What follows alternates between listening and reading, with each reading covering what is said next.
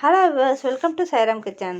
சாய்ராம் கிச்சனில் இப்போ நம்ம பார்க்க போகிறது, நேற்றே சொன்னேன் அது மாதிரியே இன்றைக்கி வந்து முருங்கைக்காய் வத்தல் தான் போட போகிறேன். பாருங்கள், இப்போ முருங்கைக்காய் வந்து நிறையா வீட்டில் காய்ச்சிருந்துச்சு. அது எல்லாத்தையும் பறிச்சுட்டு அதை வந்து முதல்ல நம்ம வந்து கட் பண்ணி எடுத்துக்குவோம். இது மாதிரி எல்லாத்தையுமே சின்ன சின்னதாக போட்டு கட் பண்ணிக்கோங்க. உங்களுக்கு எப்படி அளவு தேவையோ அந்த அளவுக்கு கட் பண்ணிக்கோங்க. கட் பண்ணிவிட்டு பாருங்கள், அதை வந்து நம்ம தண்ணி விட்டு நல்லா வாஷ் பண்ணிடணும். இது மாதிரி தண்ணி நல்லா விட்டு நல்லா வாஷ் பண்ணி எடுத்துக்கணும். இப்போ வந்து அதுக்கு தேவையான அளவு நம்ம உப்பு போடணும். உப்பு வந்து ஒரு ஃபுல்லாக போட்டுறாமல் ஒரு முக்கால்வாசிக்கிட்ட போட்டுக்கோங்க.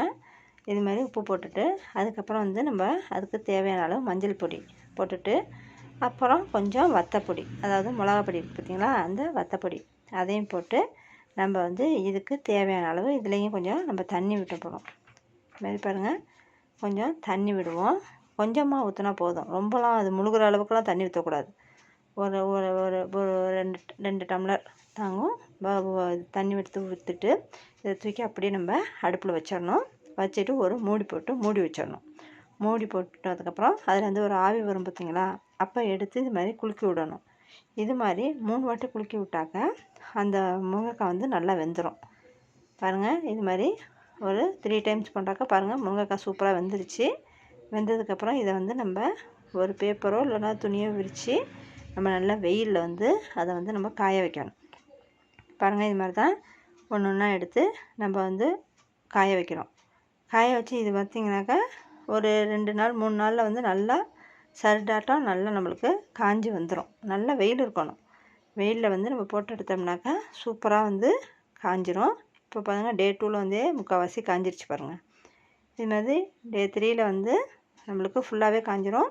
நம்ம எடுத்து ஸ்டோர் பண்ணுறதுனால நம்ம வந்து 4 நாளுக்கிட்ட காய வைக்கணும். பாருங்கள், இப்போ சூப்பராக காஞ்சிருச்சு பாருங்கள். இது மாதிரி காஞ்சோடனே எடுத்து நம்ம ஒரு டப்பாவில் போட்டு அடைச்சி வச்சிட்டோம்னா, நம்மள்கிட்ட காய்கறி இல்லாதப்ப புளிக்குழம்பு வைக்கிறப்ப இந்த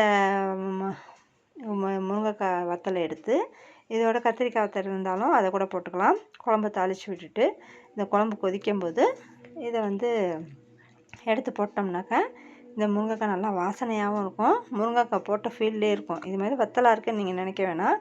குழம்பு கொதிக்கும் போது வெந்து வருது பார்த்திங்களா, அப்போ வந்து முருங்கைக்காய் வந்து நல்லாவே சூப்பராக இருக்கும். கத்திரிக்காய் வத்தல் வீடியோவும் நாளைக்கு போடுறேன், கண்டிப்பாக பாருங்கள். உங்களுக்கு இந்த வீடியோ பயனுள்ளதாக இருக்கும். பிடிச்சிருந்தா லைக் பண்ணுங்கள், ஷேர் பண்ணுங்கள், சப்ஸ்கிரைப் பண்ணுங்கள். தேங்க்யூ.